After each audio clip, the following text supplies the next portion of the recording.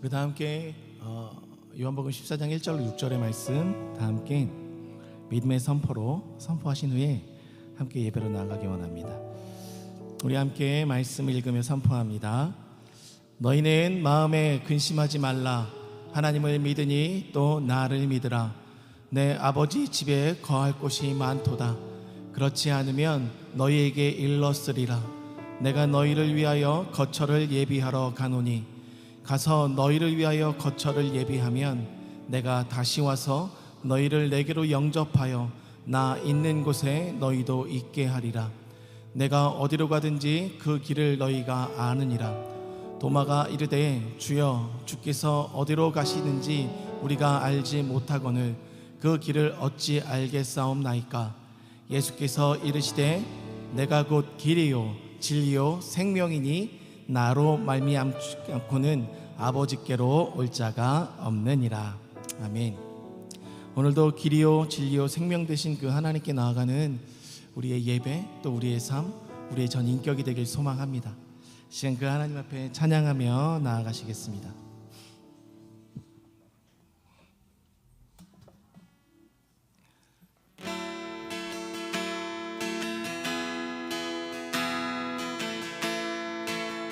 시작됐네 시작됐네. 우리 주님의 능력이 나의 삶을 다스리고 새롭게 하네. 자유 안에 죄와 사망으로부터 나의 삶은 변하구나. 충만하네. 은혜로다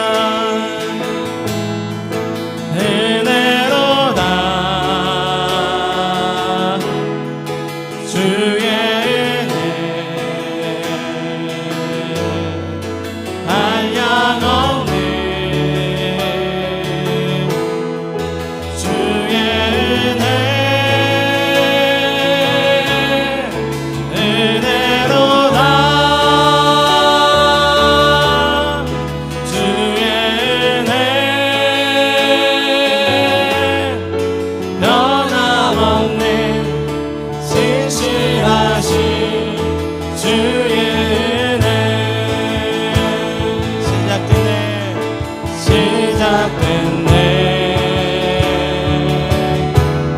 우리 주님의 능력이 나의 삶을 다스리고 새롭게 하네. 자유 안에 자유 안에 죄와 사망으로부터 나의 삶은 변하구나.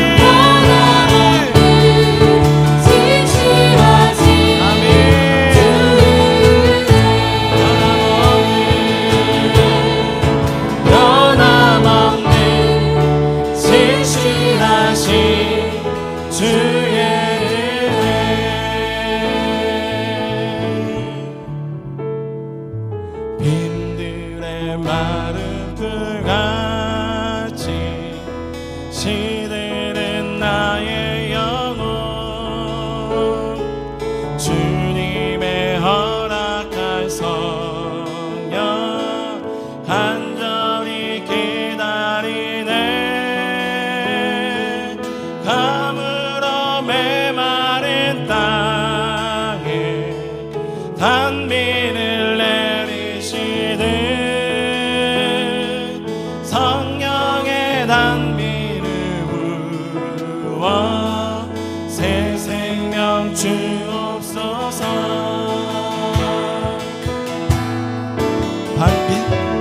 빈들의 마른 풀같이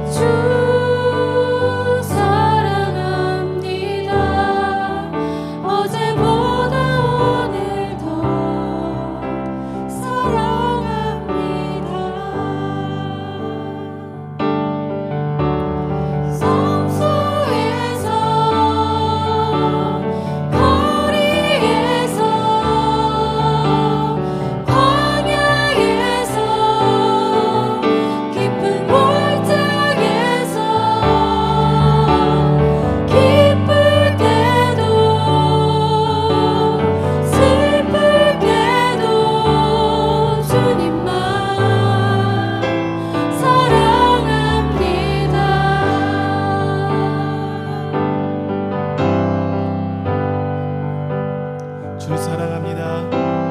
주 사랑합니다. 어제보다 오늘 더 주 사랑합니다. 주 사랑합니다. 어제보다 오늘 더 사랑합니다.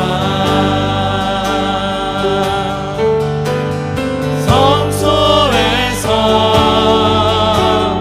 거리에서 광야에서 깊은 골짜기에서 기쁠 때도 슬플 때도 주님만 사랑합니다. 주 사랑합니다. 주 사랑합니다. 어제보다 오늘 더 주를 사랑합니다. 주 사랑합니다. 어제보다 오늘 더 사랑. 한 번 더 고백합니다. 주 사랑합니다. 주 사랑합니다.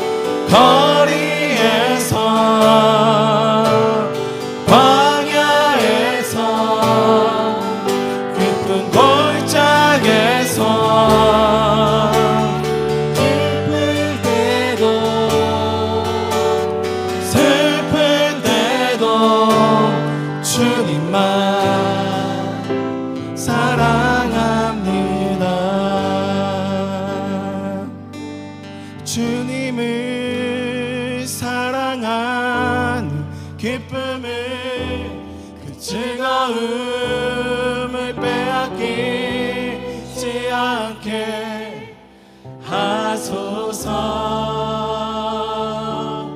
주님을 사랑한 기쁨을 그 즐거움을 빼앗기지 않게 하소서. 예수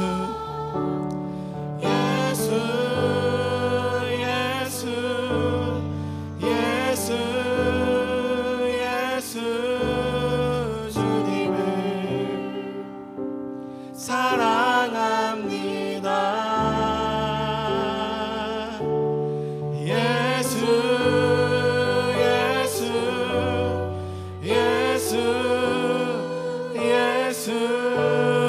주님을 사랑합니다.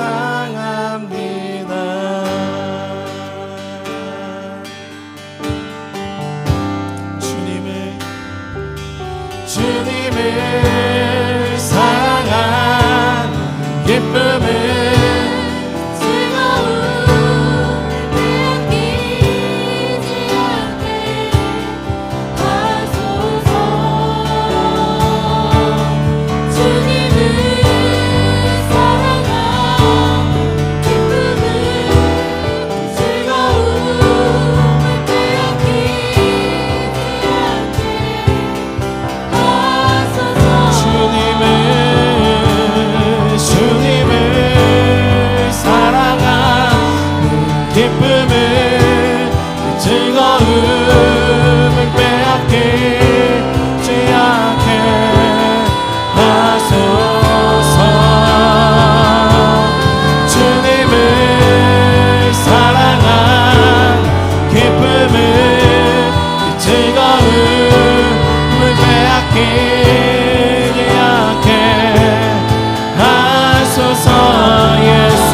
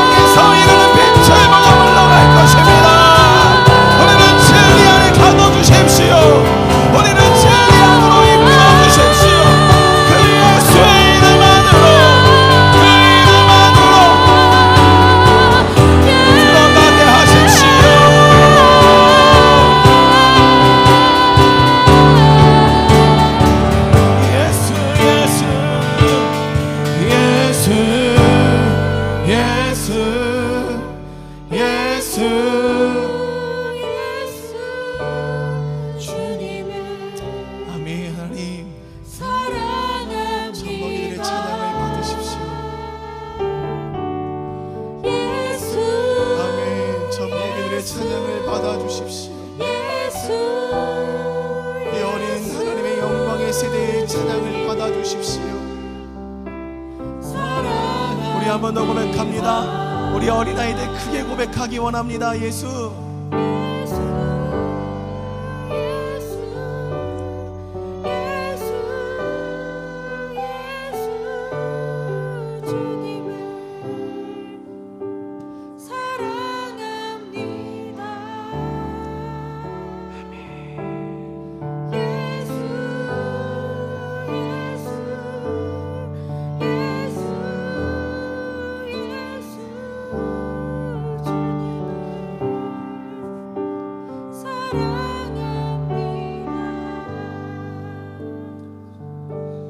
하나님 그렇습니다.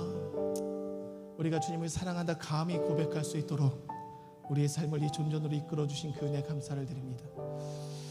혹여 우리의 삶이 그 아버지의 사랑 없이 살아가고 있었다면 이 시간 회개하오니 다시금 가장 능력 있으신 그 진리이신 그 예수의 이름 앞에 우리가 나아갈 수 있도록 주님 일하여 주십시오. 그리고 하나님을 바라보지 못했던 우리의 시각을 다시금 그 십자가 상으로 옮겨주시고 그 보혈 흘리신 예수 그리스도의 사랑 안에 머물게 도와주셔서 오늘도 나를 살게 하신 그 하나님 아버지와 마주하는 믿음의 인생들 될 수 있도록 주님 응원하여 주시고 이끌어 주시옵소서. 혹여 상한 자 있습니까? 마음 아픈 자 있습니까? 낙담하고 쓰러진 자 있습니까? 좌절한 자 있습니까? 하나님 그 이름의 능력이 있습니다. 그 이름으로 이끌어 주시고 다시금 그 은혜의 보좌 앞으로 담대히 나아가는 용기를 허락하여 주셔서 그 하나님 아버지 마음 앞에 나아가 그분과 모든 깊은 사랑들을 다시 한번 나눠낼 수 있는 시작이 지금부터 이루어질 수 있도록 일하여 주시옵소서. 하나님 오늘도 말씀을 우리가 듣습니다. 이 말씀 앞에 우리가 부끄럽지 않도록 혹은 부끄럽더라도 다시금 돌이켜서 하나님의 마음 앞에 설 수 있도록 하나님의 음성으로 우리를 이끌어 주시고 다시금 깨닫게 하여 주셔서 주님을 바라볼 수 있는 저희의 삶으로 이끌어 주시옵소서. 주 성령님께서 이 예배 가운데 주인 되심을 선포하오며 살아계신 예수 그리스도의 이름으로 기도합니다. 아멘.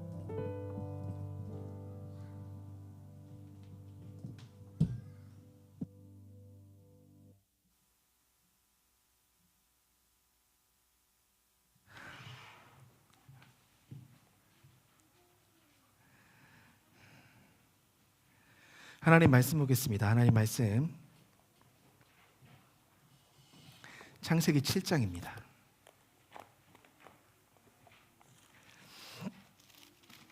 창세기 7장 1절로 5절까지의 말씀.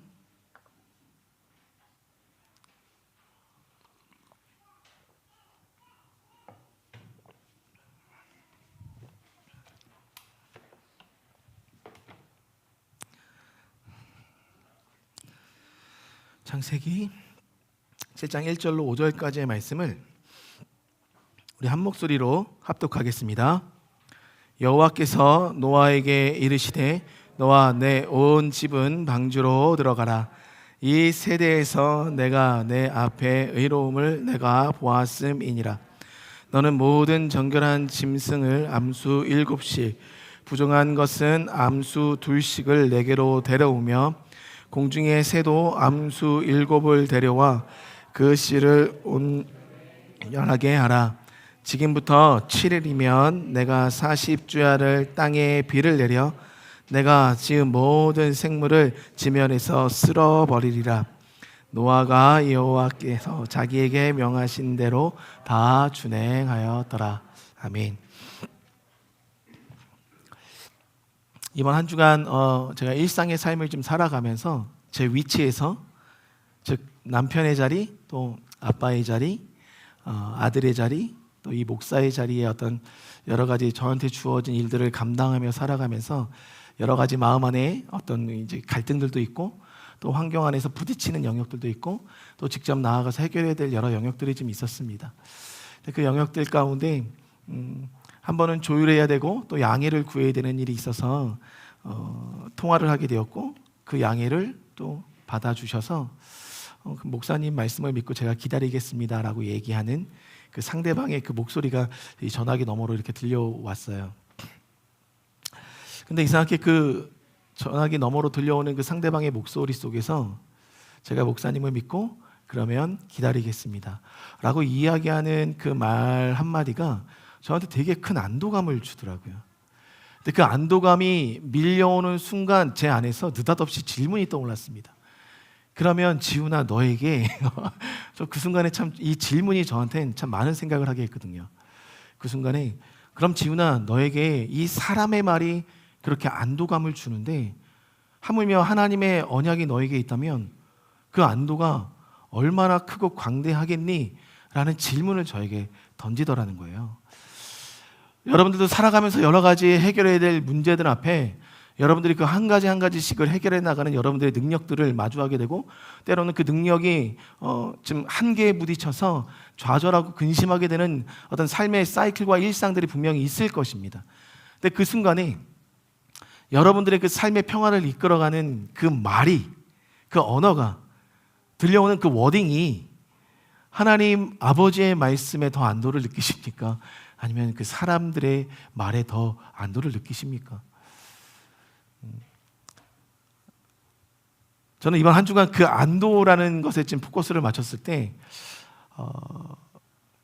이 사람의 말에 안도를 얻게 되면 그 안도는 끊임없이 재차 계속해서 연이어서 확인하지 않으면 이 안도가 유지가 되지 않아요. 그리고 이 안도라는 것도 상대방의 그때의 감정의 상태에 따라 저의 안도도 변하게 되어 있다는 겁니다. 그러면 감정과 상관없이 늘 변함없는 그 언약 위에 우리의 어떤 삶을 실어내면 그 안도는 영원히 유지될 수 있는 것이 아닌가라는 질문이 제 안에 던져지게 됐습니다. 오늘 말씀 1절을 좀 보시면 1절의 말씀에 이렇게 이야기하십니다. 여호와께서 노아에게 이르시되 너와 내 온 집은 방주로 들어가라. 내가 이 세대에서 내가 내 앞에 의로움을 내가 보았음이니라. 여기서 1절 하반절에 보면 이 세대에서 너와 네가 내 앞에서 의롭게 살아가는 것을 내가 보았다. 그렇기 때문에 너는 너의 온 집안 식구들을 데리고 방주로 들어가라 라고 이야기합니다. 여기서 하나님께서 분명히 말씀하셨거든요. 내가 보았다. 이것이 바로 하나님의 인준입니다. 여러분들에게 안도감을 주는 것이 무엇입니까? 사람의 말 한마디, 사람의 인준이 우리에게 안도를 준다면 우리의 이 안도감은 흔들리는 안도예요. 그러나 하나님의 언약, 내가 너를 보았다. 내가 너를 보았다라는 이 말은 내가 오래전부터 너를 지켜보았다. 내가 오래전부터 너를 관찰했다. 내가 너를 관찰한 결과 너는 의롭더구나. 내가 너를 의롭다 인치겠다. 너는 의로운 사람이다. 내가 너를 의롭게 하였다. 이게 무엇을 말합니까? 구원의 원리예요. 예수 그리스도를 믿음으로 말미암아 우리가 의롭게 되었다. 하나님의 의로움이 입혀진 것, 즉 그 의로움에 입혀진 하나님의 선포가 오늘 우리에게 안도가 될 수 있어야 되는 것입니다. 만약에 우리가 붙잡고 있는 그 안도의 근원이 다른 것에 있다면, 사람의 말과 내가 의지하는 누군가의 어떤 삶의 행동으로 인해서 내가 안도를 느끼고 있다면 우리의 이 안도감이 철저하게 깨지게 되는 순간들을 마주하게 될 것입니다. 왜요? 진정한 안도를 주는 그 언약 위에 서야 하기 때문에 그렇습니다. 어찌 보면 우리 모두가 지금 그러한 시즌을 나아가고 있을지 모르겠어요. 어떤 한 사람의 말 한마디, 어떤 한 사람의 표정 한마디, 그 사람과의 오래 해묵은 관계 때문에 그 관계로 인하여 우리의 이 안도감이 흔들린다면 하나님께서 기뻐하시지 않겠죠. 하나님께서 기뻐하실 수 있는 기반 위에 삶을 세우라 말하고 있었습니다. 그 의로움으로 인하여 그들이 얻은 구원의 결과가 뭐였냐면 방주로 들어가라 였습니다. 내 온 식구는, 온 집안은 방주로 들어가라. 이 집안이란 단어, 바이트. 근데 이 단어는요, 지금 있는 우리가 지금 함께 살아가고 있는 지금 현 시점에 내가 함께 살아가고 있는 우리의 가족을 일컫습니다. 패밀리를 일컬어요. 그래서 더 깊게 있게 이 말씀을 좀 보는 가운데 어떤 의미로 저한테 다가왔냐면, 이게 단순히 현 시점에 머물러 있는 나와 내 아내 혹은 내 자녀, 우리의 가족, 내 부모님과 연관된 이들만이 방주로 들어갈 것을 이야기하고 있을까? 그러는 가운데 이 히브리 원어를 계속 찾아보니까 결과적으로 이 히브리 원어가 의미하는 것은 내 자손들까지도 포함되어 있더라고요. 그렇다고 한다면 오늘 노아 한 사람이 방주로 들어가는 것은요, 노아 가족에게만 국한된 구원의 열차가 아니라는 것입니다. 구원의 방주가 아니라는 것이에요. 그 구원의 은혜가, 그 구원의 언약이 분명하게 흘러 내 자손 만대에 이르기까지 흘러가야 되는 하나님의 언약이었다는 거예요. 이것이 내 안에서만 끝나면 이 안도는 내 후손들은 누리지 못하는 구원의 은혜라는 것입니다. 오늘 그러면 이것이 흘러가기 위해서 현 시점 그 구원 안에 머물러 있는 이들, 저와 여러분들이 감당해야 될 이 구원의 무게가 있더라는 거예요. 그리고 이 구원을 온전히 이루기까지 다루시는 하나님의 영역이 있더라는 거예요. 구원은 이루십니다. 근데 구원을 이루시기까지, 즉 하나님께서 마지막 때 예수님께서 오셔서 우리 모두가 그 하나님 나라에 거하는 그 구원이 이르는 그때까지 우리는 이 땅에서 그 구원을 이루는 구원의 다룸을 받을 수밖에 없는 삶의 영역 속에 머물러 있다는 것을 저와 여러분들이 알아야 하는 것입니다. 중요한 사실이 있습니다. 너와 내 온 집은 방주로 들어가라 라고 노아에게 이야기했습니다. 그런데 노아가 살아가고 있었던 이 현 시점, 이 시대는 모든 사람의 생각과 그들이 계획하는 것이 악할 뿐임을 이미 하나님께서 보셨다고 성경 6장에 말씀하고 있거든요. 그러면 많은 은혜가 주어지고 또 선택의 기회가 주어졌을 때 그 구원의 때가 임하였던 그때에 누구나에게 구원이 열려져 있다라고 가정을 해보면, 하나님께서 너희들은 방주로 들어가라 라고 했을 때 그 구원을 받는 사람들은 어떠한 자들이냐면, 그 하나님의 말씀을 듣고 아 그렇지 내가 그 방주로 들어가야 되겠지 라고 해서 방주로 들어가는 반응을 보인 자들이 구원을 얻을 수 있다는 거예요. 노아가 구원을 받을 수 있었던 것은 하나님의 구원의 인침과 더불어 그 구원의 선포가 이루어지는 그 순간 반응하여 방주 안으로 들어갔기 때문에 구원이 그 자손에게 임하였다는 것입니다. 그러면 우리도 동일하게 오늘 그 구원의 은혜가 임하는 그때에 대해 반응하는 인생으로 살아가지 않으면 이 구원은 다른 이의 구원이 될 수밖에 없다는 거죠. 여러분들 하나님께 어떻게 반응하고 계십니까? 하나님이 오늘 우리에게 베풀어 주시는 그 구원의 만족스러운 은혜들이 여러분들에게는 어떠한 것으로 다가오고 반응하고 있습니까? 아무리 큰 은혜라고 해도 반응하지 않으면 그 은혜는 나의 은혜가 아닙니다. 내게 족한 은혜가 될 수 없다는 것이죠. 그러면 여기서 물어야 되는 거예요. 여러분들이 지금 가장 크게 반응하는 것이 무엇입니까? 무엇에 여러분의 삶이 반응하고 있습니까? 저를 돌아보니까 저도 반응하더라고요. 아들의 행동, 아내의 말 한마디, 그 다른 주변 사람들의 말 한마디에 제가 저의 감정이, 저의 삶이 그냥 요동치듯 반응하고 있더라고요. 그럼 거기서 질문, 과연 우리가 반응하는 것이 이렇게 지금 살아가는 현상 세계에서 벌어지는 타인들과의 관계 속에서 벌어지는 일들만 반응하도록 우리가 지어졌는가? 그러면 그 나를 부대끼게 만드는, 나를 힘들게 만드는 여러 가지 그 감정의 이 어그러짐들만이 나로 하여금 반응하는 삶으로 이끌어가고 있는가? 그러면 그 어그러짐의 감정의 반응 속에 하나님의 일하심은 전혀 없는 것인가? 분명한 것은 하나님의 일하심도 계속해서 존재하거든요. 그럼 우리가 어느 것에 무게를 두고 반응하고 있는가? 적어도 세상이 시끄럽고 죄가 만연하고 있었던 그때 노아는 하나님의 음성에 반응하였던 것입니다. 우리도 동일한 시대에 살아가고 있잖아요. 그럼 우리가 무엇에 반응해야 되는 것이 맞을까? 한번 그것에 대해서 오늘 우리가 생각해야 될 것 같습니다. 정작 소소하지 않겠죠. 소소한 것이 아니고 정말 큰 은혜인데 너무 일상적으로 소소하게 우리 안에 계속해서 공급되다 보니까 그것이 정말 지극히 큰 은혜인 것을 모르고 살아가는 우리의 영적인 이 혼미함의 상태, 혹은 영적인 혼수 상태에 있는 우리의 삶.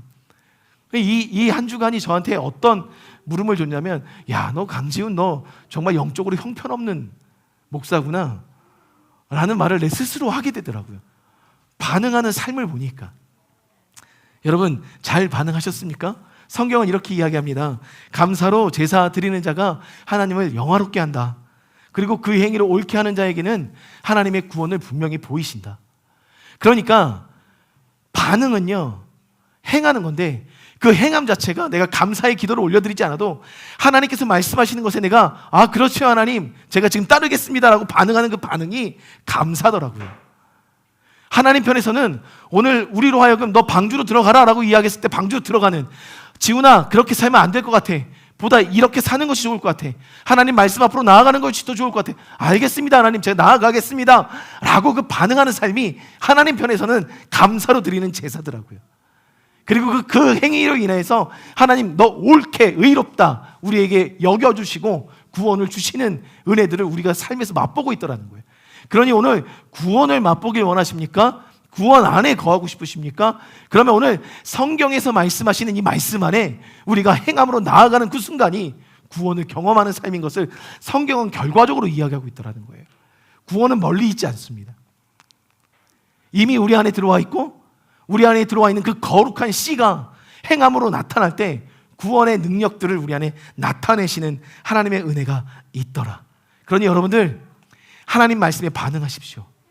하나님 말씀에 반응하면 오늘 우리가 입으로 고백하지 않아도 우리의 삶은 감사로 드려지는 제물이 되고 제사가 되고 있다는 것, 하나님은 그것을 말씀하고 있더라는 거예요.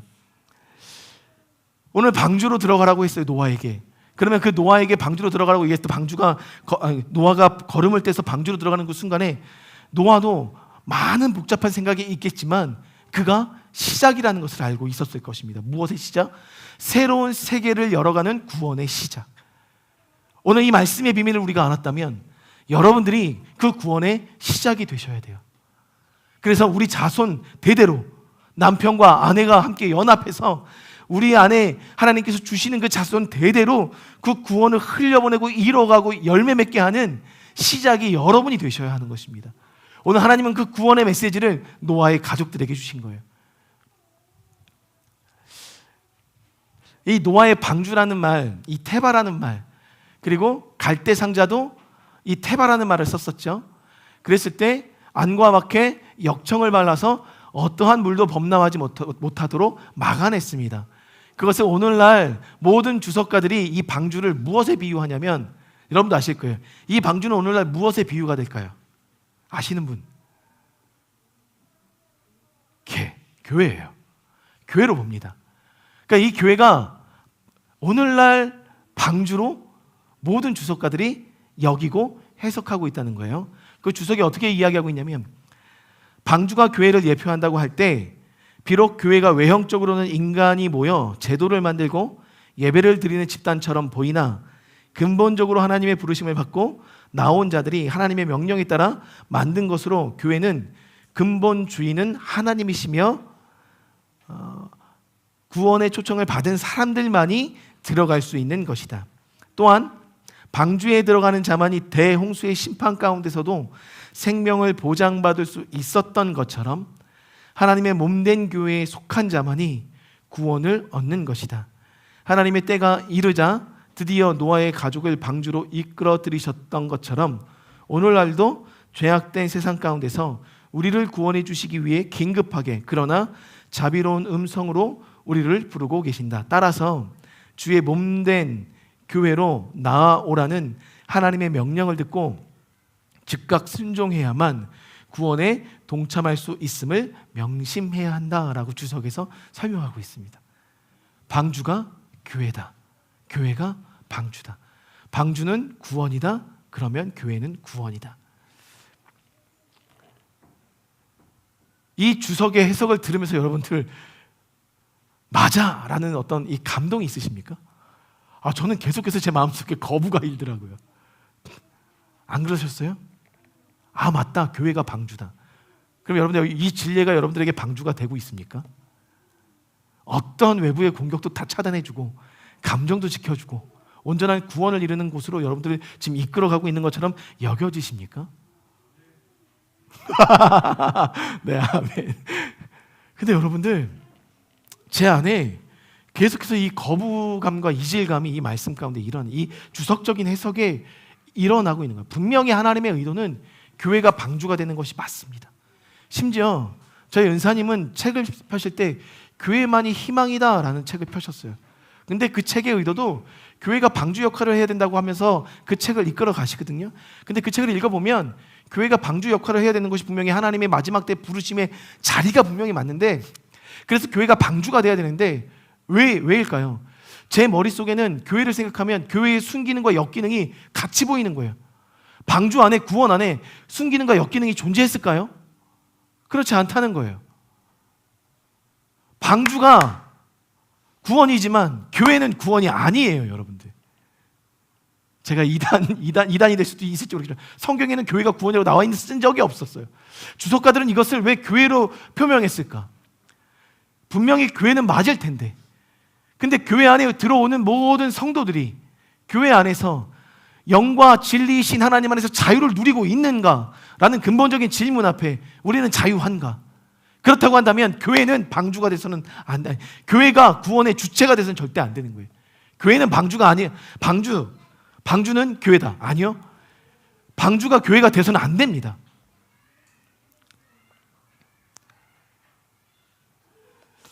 여러분, 방주에 올라탔을 때 이제 홍수가 시작했습니다.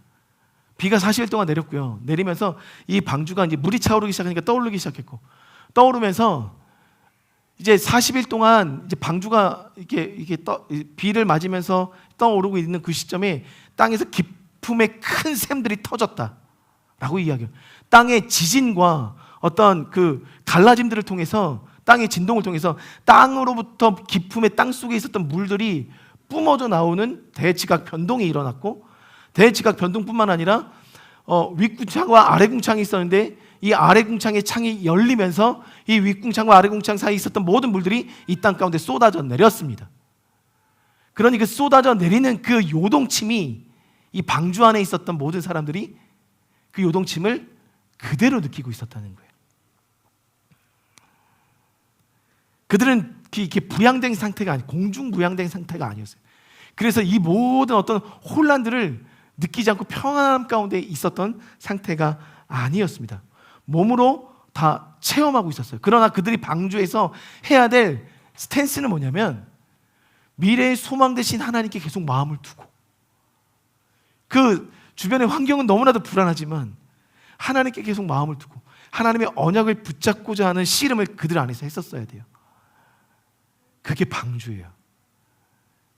그게 구원을 다루시는 시즌이라는 거예요. 여러분들 구원 받으셨죠? 예수를 그리스도라 주라 시인하셨죠? 의롭게 되었습니다. 어때요? 그래서 하나님을 믿고 나니까 마음에 요동이 없던가요? 삶이 평안하던가요? 아름답던가요? 모든 길이 순탄하던가요? 그렇지 않잖아요. 우리 안에 구원이 이루어졌습니다. 그러면 왠지 우리의 이 사고는, 또 교회에서 가르쳐주는 삶의 영역은 아름다워야 될 것 같아요. 더 이상 흔들리지 않아야 될 것 같아요. 그런데도 계속 요동이 있습니다. 왜요? 구원을 다루어 가시기 때문에 그래요. 하늘에서는 이루어진 구원이지만 이 땅에서 살아가는 우리는 그 구원에 이르는 삶까지 삶을 다루어야 하시기 때문에 그 요동이 만만치 않더라는 거예요. 그런데 감사한 것은 정말 노아가 하나님 말씀에 너무 준행을 잘해서 이 방주를 너무 튼튼하게 잘 만들었어요. 그래서 1년여 동안 382일인가요? 372일까지 2일 동안 이 방주가 382일입니다. 방주 안에 들어갔었던 시기가, 완전히 땅에 말라서 내려왔을 때가. 근데 그 시간까지 1년여 동안 이 방주가 어떠한 풍파에도 이렇게 무너지지 않고 쓰러지지 않고 파손되지 않고 비조차 새지 않게끔 너무 튼튼하게 잘 만들어서 1년 동안 세상은 요동치고 있었지만 그 구원이라는 방주 안에서 나의 삶을 다룬받을 수 있는 시즌을 하나님께서 허락해 주셨더라는 거예요. 그게 방주예요. 여러분들이 이 교회에 들어오셨잖아요. 이 교회에 들어왔는데도 막 계속 요동치고 막 관계들로 힘들어하고, 이 사람 싫고 저 사람 싫고, 저 사람 좋고 이 사람 좋고, 저 사람 마주치고 싶지 않고. 왜 그럴까요? 그 1년여의 시간, 방주 안에 있는 그 시간이 내 안에 있는 것들을 다룬받는 시간이더라는 거예요. 그리고 나서 결과적으로 물이 줄어듭니다. 그리고 물이 쫙 열려서 방주에서 나갔어요. 나가서 구원받은 성도로서 그 땅을 다스리고 관리하고 살아야 되는 숙제가 주어졌습니다. 그들밖에 없었어요. 그 가족밖에 없었어요. 너무나도 행복할 것 같았거든요. 그런데 어느 순간 노아가 자기 술 먹고 다 벗은 모습을 본 함을 저주하더니 내쫓으십니다. 행복할 것만 같았던 그 구원자들이 그 땅을 관리하는 통치자들 안에서도 분열이 일어나고 싸움이 일어납니다. 만만치 않네요. 세상이 끝났을 거라고 생각했는데, 이젠 더 이상 죄가 없을 거라고 생각했는데, 구원 안에서 다룸을 받았을 때 더 이상 죄가 없을 것 같은데 노아조차도 죄를 저지르고 자녀들조차도 죄를 저지르고. 그러니 여기서 여러분, 우리 합리적인 의심을 해야 된다는 거예요. 교회는 방주가 아니다. 합리적인 의심을 해야 됩니다. 방주는 예수님이 돼야 돼요. 사랑하는 성도님들, 이 교회의 머리 대신 예수님이 방주가 되셔야 되는 거예요. 이 교회는 방주가 아닙니다. 우리 한번 옆에 있는 분들에게 인사 한번 명확하게, 예수 그리스도가 방주입니다.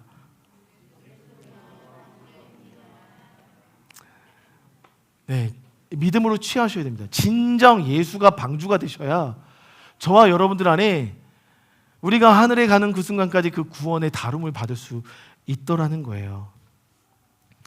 사랑하는 성도님들, 그러면 이 진리뿐만 아니라 이 땅에 있는 모든 교회들은 예수님께서 다시 교회의 머리가 되시도록 삶을 살아내야 되는 거예요. 우리가 주인 되었었던 그 자리들을 내려놓을 때 다시 한번 세상은 맞아, 교회가 방주야 라고 얘기할 거예요. 아니, 믿는 사람들조차도 교회가 방주야 라는 말에 수긍하고 수용하고 받아들이고 인정할 수 있을 거예요. 우리가 먼저 그렇게 살아내길 주님의 이름으로 권면드리고 살아내길 응원합니다. 4절에 보니까 그렇게 방주이신 예수님 안으로 들어갔었던 노아의 가족들에게 하나님께서 뭐라고 얘기하시냐면 4절에 지금부터 7일이면 내가 40주야를 땅에 비를 내려 내가 지은 모든 생물을 지면에 쓸어 버리리라 이야기하십니다. 여기서 비를 내려서 내가 생물을 쓸어 버릴게 라고 이야기하는데요. 여기서 생물, 이 생물이란 단어를 6장 19절에도 나와 있습니다. 6장 19절에 보니까 뭐라고 나와 있냐면 혈육 있는 모든 생물을 너는 암수, 각기 암수 한 쌍씩 방주로 이끌어 들여라고 이야기합니다. 동일한 한글로 생물로 표기되어 있지만 6장 19절에 나와 있는 생물과 이 7장 4절에 나와 있는 생물은 히브리어 원어 자체가 완전히 틀립니다. 그래서 6장 19절에 나와 있는 생물이란 단어는 네페쉬 하야, 하나님의 숨을 머금은 생명체를 의미합니다. 그러나 이 7장 4절에 나와 있는 이 생물이라는 단어, 이 단어는 예쿰이라고 합니다. 예쿰. 쿰. 여러분들 쿰이 들어가면 무조건 뭐예요? 달리다 쿰 생각하시면 돼요. 소녀여 일어나라, 일어나라. 예쿰은 뭐냐면 일어나서 왕성하게 활동하는 생물을 의미할 때, 생명체를 의미할 때 생물, 예쿰 씁니다. 근데 저는 여기서 왜 하나님께서 이 순간에 내가 모든 생명을 지면에서 쓸어 버릴 거야 라고 이야기하는 그 죽음을 맞이해야 되는, 영원한 심판을 맞이해야 되는 생물들을 향해서는 왜 예쿰이라고 썼을까? 여기에 우리가 좀 주목했으면 좋겠습니다. 비가 며칠 동안 내렸습니까?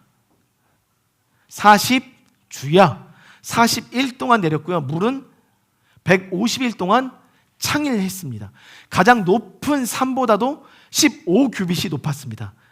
여기서부터 여기까지 1규빗, 그러니 이 대략 45cm가 되는, 대략 45cm가 45cm 곱하기 15하면 그 정도 높이만 모든 산보다 높았다라고 얘기해요. 그랬을 때 많은 신학자들과 이 과학자들은 뭐라고 설명하냐면 왜 하나님께서 가장 높은 산보다 15규빗을 높게 하였을까라고 했을 때 그 모든 생물들을 실어내면 이 방주가 잠기게 되는 영역이 한 7규빗 정도가 된다는 거예요. 그 정도가 돼야 물에 떠다닐 때 높은 산과 부딪히지 않게 되는 일이 벌어지기 때문에 15규빗을 높였다라고 이야기합니다. 뭐 그것은 이제 어쨌든 그들의 분석적인 결과일 뿐이에요. 근데 결과적으로 하나님께서 15규빗 정도도 가장 높은 산, 우리가 지금 우리의 어떤 지식에서 가장 높은 산이 어디입니까? 히말라야잖아요. 그 히말라야 산의 가장 높은 봉우리보다 15cm가 높아졌다.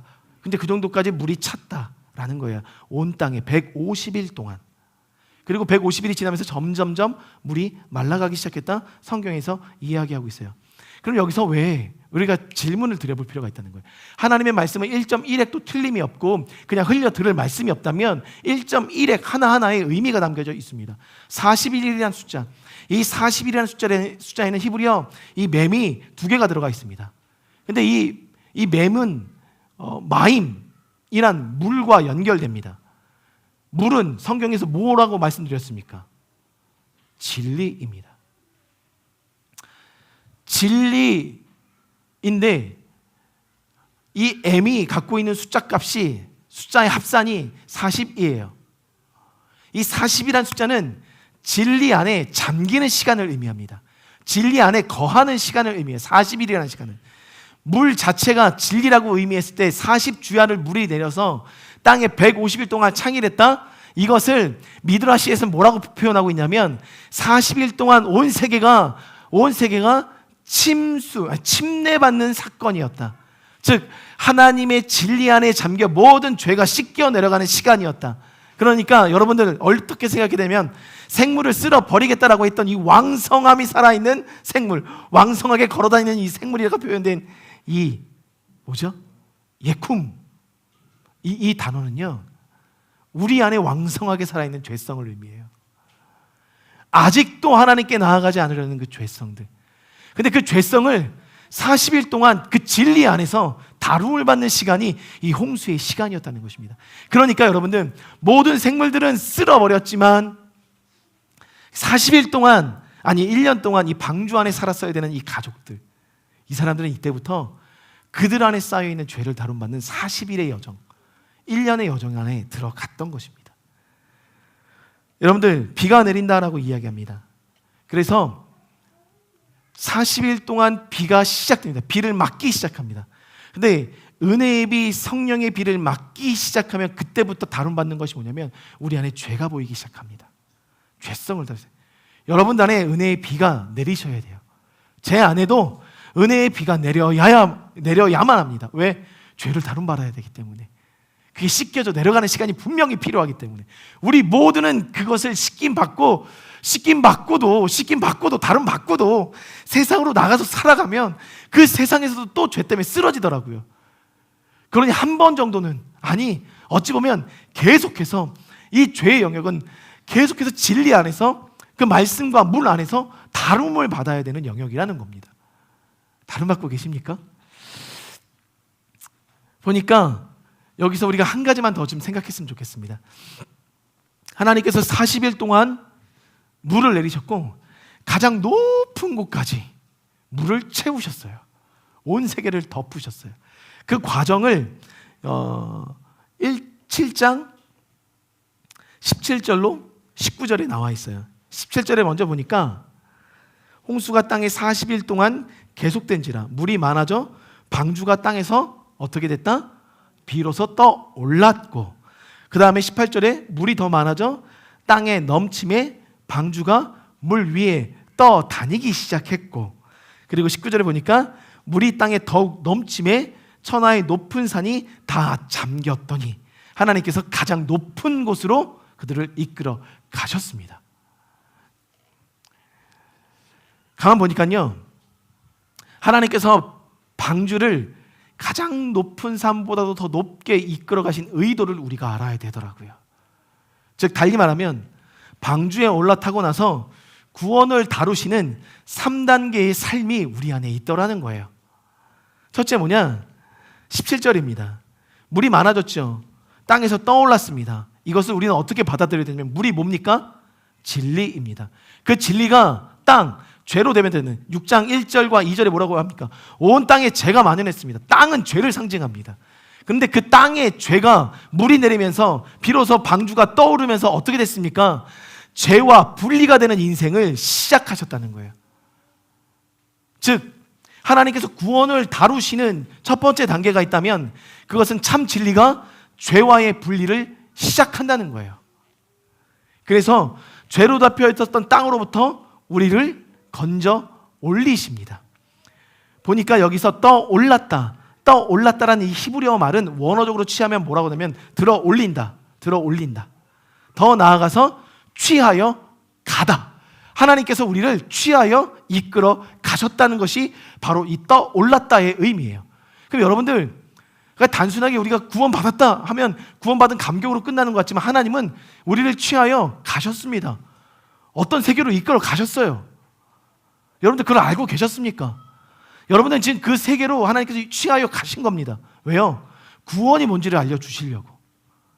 근데 그 구원을 알기 위해서는 우리의 죄된 삶과 먼저 분리가 이루어지지 않으면 그 구원은 다룰 수 없는 영역이더라. 그러니까요, 이 40일이라는 시간은 참으로 이 노아의 방주에 살고 있는 이 사람들에게 어려운 시간이었을 거예요. 왜요? 방주 안에 들어가면 구원을 받는다고 했잖아요. 그렇죠? 그랬는데 그 요동이 그대로 느껴지거든요. 땅으로부터 올라오는 모든 그 요동이, 위로부터 내리 쏟아붓는 그 요동이 이 방주 안에서 뒤집힐 정도로 엄청난 요동이 그 삶 안에 끊이지 않았어요. 40일 동안 하루도 쉬지 않고. 여러분 생각해 보세요. 이 40일이라는 시간, 예수님도 며칠 동안 광야에 계셨죠?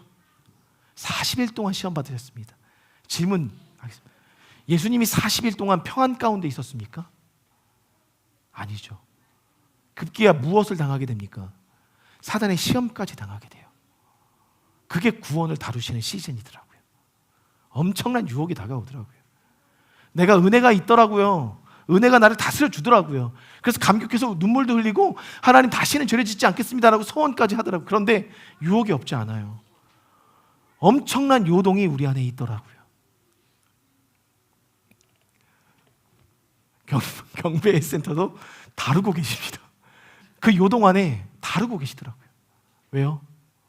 결과적으로 우리는 방주에 나와서 세상으로 나가야 하기 때문에 그래요. 격전지, 복음을 증거해야 되는 격전지. 3년 동안 제자를 가르치고 끝날 줄 알았더니 그 3년 동안 가르침을 받은 제자들은 격전지로 결국엔 나갔거든요. 나가서 죽음을 당하면서까지 복음을 전했습니다. 그게 첫 번째 구원을 다루는 방법이었습니다. 죄와 분리.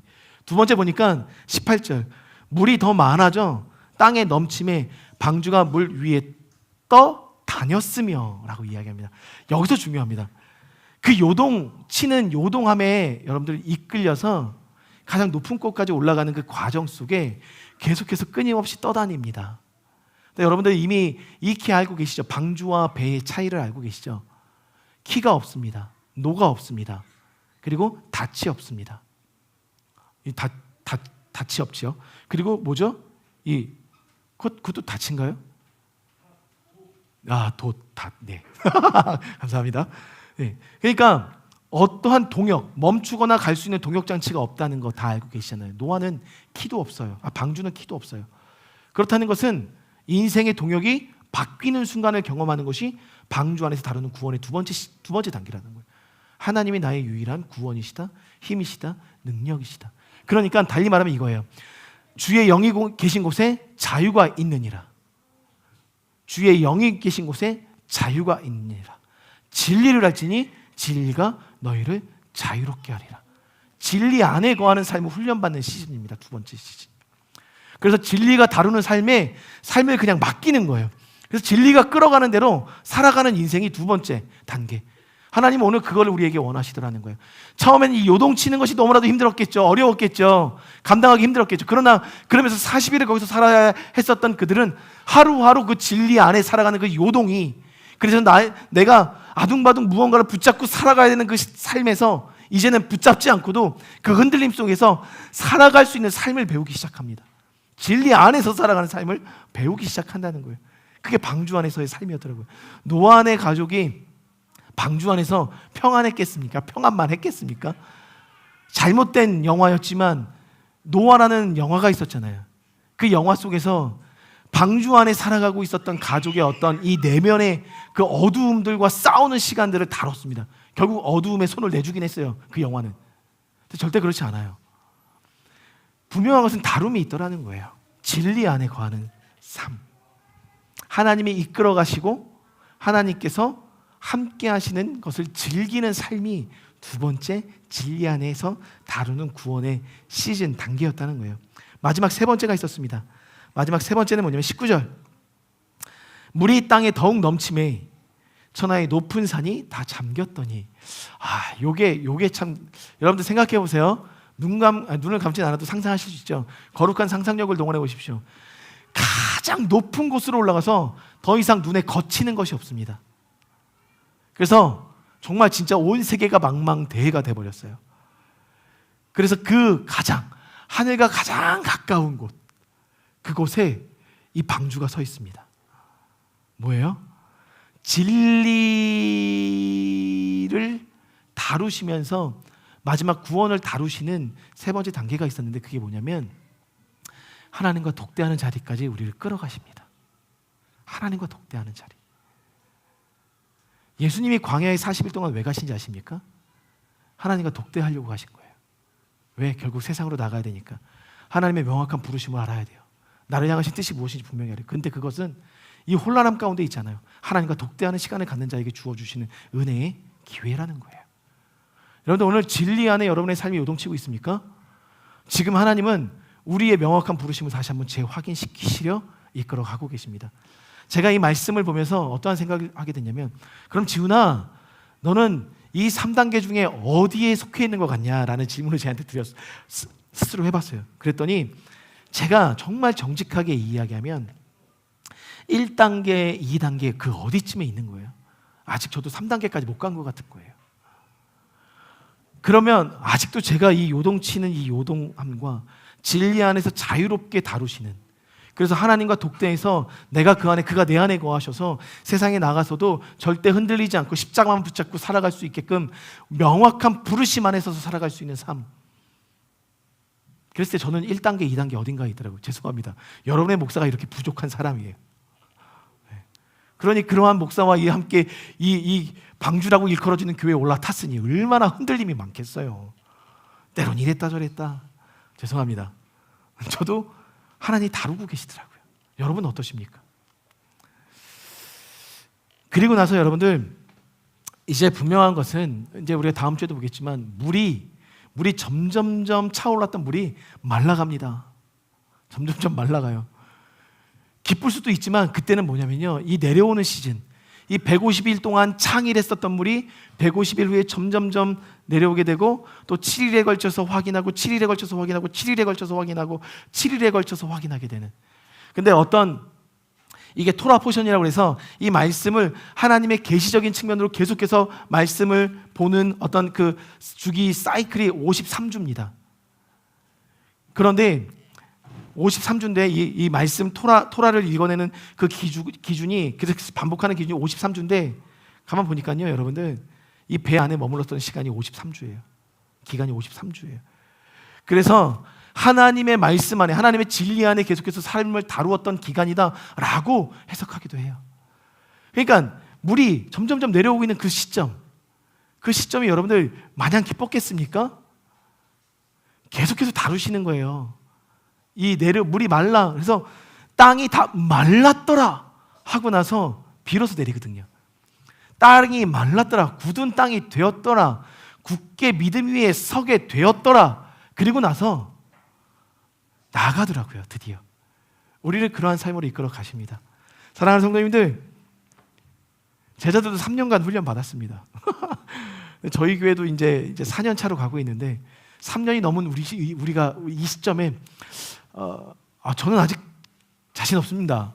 방주문을 열고 이 바깥으로 나가서 이렇게 걸음을 내딛는 게 아직 자신 없어요. 더 훈련 받아야 될 것 같아요. 적어도 우리가 이곳에 왔다면 제자들도 성령을 받고 3년 동안 훈련 받고 비로소 성령을 받은 이후에 하나님께서 명령하신 예루살렘과 온 유대와 사마리아와 땅끝까지 이르러 내 증인된 삶을 살아내라 라는 스타팅이 시작되는 그 시점, 우리 모두에게 분명히 주어질 겁니다. 그 시간까지 여러분들 우리가 살아내야 돼요. 세상은 우리가 생각한 것만큼 호락호락하지, 아니 제가 생각한 건 이미 여러분들 세상 속에서 살고 계시잖아요. 호락호락하지 않잖아요. 그리스도인으로 살아가는 게 쉽지 않잖아요. 그것을 하나님께서 다루실 것입니다. 사랑하는 성도님들, 다시 한번 언젠가 제가 여러분들과 말씀을 나눴던 그 우리의 인생은 이 로드뷰가 아닙니다. 진정 우리의 인생은 이 로드뷰로, 이 3D로 이 건물들이 어떻게 세워져 있는지를 우리의 시각은 지금 보고 있을지 모르겠지만 우리의 시각이 로드뷰에 머무르면 안 된다고 말씀드렸죠. 어디까지 올라가야 됩니까? 스카이뷰까지 올라가야 돼요. 하나님의 관점에서 이 땅을 바라보고 있는 그 시계.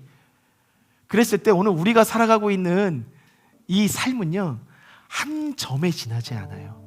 하나님 편에서 한 점도 안 될 수도 있습니다. 그런데 우리가 거기에 아둥바둥 힘들게, 때로는 감사하게 기쁘게 살아가고 있다는 것. 근데 그 한 점이 한 점이 모여서 하나님의 세계를 이룬다면 여러분의 점과 같은 그 인생은 간과해서는 안 되는 인생입니다. 왜요? 하나님 시각에서는 그 한 점이 없으면 안 돼요. 그 한 점이 그림을 완성하기 때문에. 사랑하는 성도님들, 여러분의 인생에 하나님의 구원을 이루어 가신 이 시즌에 대한 자부심을 분명히 가지십시오. 그리고 그 자부심을 통하여 하나님의 보좌 앞에 더 그 진리의 다룸 앞에 더 가까이 나아가시는 저와 여러분이 되길 주님의 이름으로 축원하고 응원합니다. 시간 우리 한번 기도했으면 좋겠습니다. 하나님, 그렇습니다. 오늘 말씀처럼 우리의 삶이 방주 안으로 이끌려 들어가 방주 되신 예수 그리스도의 진리 안에 거하길 원합니다. 진리 안에 거한 우리의 삶이라면 하나님 1단계, 2단계, 3단계까지 다루어 주시고 다시 한번 시작되는 세상으로 나아가고자 우리가 싸워내야 하는 또 다른 단계별의 삶을 다루어 주십시오. 그래서 내가 그 구원받은 자로서 세상 가운데서 복음을 증거할 수 있는 복음의 증인이 되도록 하나님 다루어 주십시오. 하나님, 그러나 아직까지 제에겐 그러한 용기가 없습니다. 하나님, 그러나 아직까지 저는 그 다름 속에 뛰어들 용기가 없습니다. 세상에 나갈 용기가 없습니다. 그렇다면 하나님, 더 깊은 하나님의 사랑을 보여주십시오. 더 깊은 하나님의 사랑, 주님 안에 거하여 살아가는 그 안전한 하나님의 사랑을 더 보여주십시오. 하나님, 제가 그 하나님의 진리 안에 거하는 삶이 되길 원합니다. 이 시간 소망하면서 기도하며 나아가시겠습니다. 생명의 주인 되신 하나님, 오늘 다루어 주십시오. 우리의 삶의 인생의 주인 되심을 하나님 다시 한번 말씀하여 주십시오. 우리가 진리 안에 거하길 원합니다. 진리를 알지니 진리가 너희를 자유롭게 하리라. 주의 영이 계신 곳에 자유가 있느니라. 하나님, 그 성령을 보내주십시오. 우리의 심령 가운데 그 성령의 활성화를 주십시오. 그 심령 가운데 성령의 충만함을 주십시오. 그렇다면 그 진리가 다루어질 것입니다. 그 진리 안에 구원을 다루실 것입니다. 하나님, 우리가 좌절하지 않겠습니다. 하나님, 우리가 그 안에 머물러 있지 않겠습니다. 끊임없이 방주 안에서 다루셨던 그 하나님의 다루심 안으로 우리가 들어가기를 결단합니다. 하나님, 다루소서. 그 진리가 우리를 자유롭게 합니다. 그 진리를 바라봅니다. 훈련되길 원합니다. 주님, 우리 모두에게 말씀하여 주십시오. 이 사랑하는 주의 백성들에게 말씀하여 주십시오. 눈에 넣어도 아프지 않을 만큼 내가 너를 보았다. 나의 눈동자 너를 주목하고 있었다. 말씀하셨던 하나님, 그 음성 앞에 오늘도 우리가 감사를 올려드립니다. 하야라라나나 와야라나가 야라와라 주와야라나가 야라와라 마이시야 주와라라나나나 예수이리 비비기는 마마이리. 하나님, 다 이루어졌으면 했습니다. 그 하나님의 나라에서 내려다보시는 그 나라에서는 이미 다 이루어진 줄 믿습니다. 그 테텔레스타이 우리의 모든 죄값을 지불하셨던 것처럼 이제는 그 다루만으로 들어가 하나님이 원하시는 군대로 서겠습니다. 하나님, 한 명 한 명 세워주십시오. 말씀하여 주십시오. 아멘.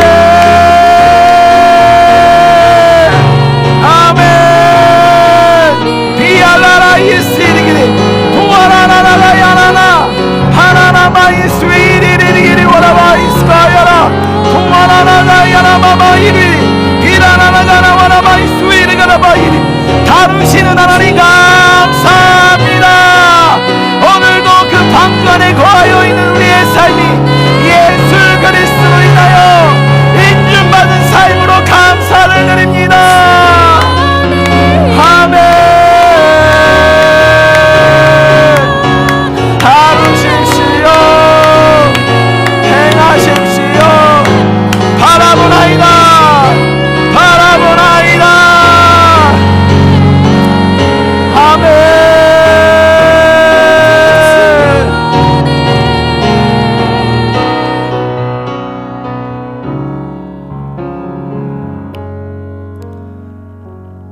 주 약속 안에서 내 영혼 평안해.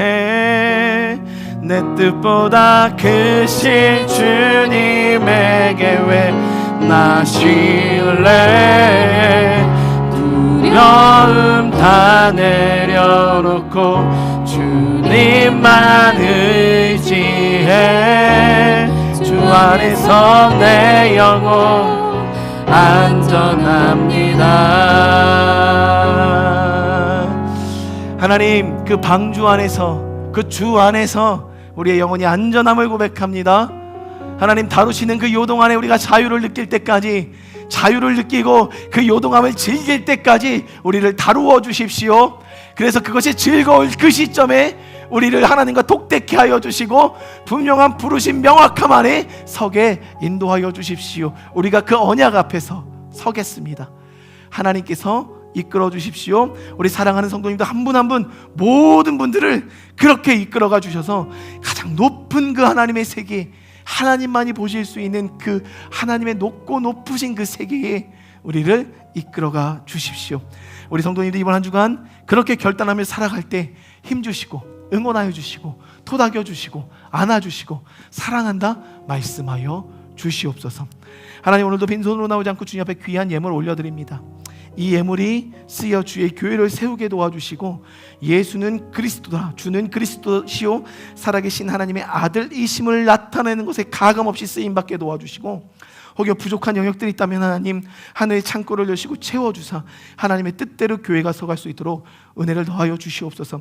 특별히 이 헌금을 드린 모든 가정마다 사업장마다 하나님께서 주시는 형통의 복을 주십시오.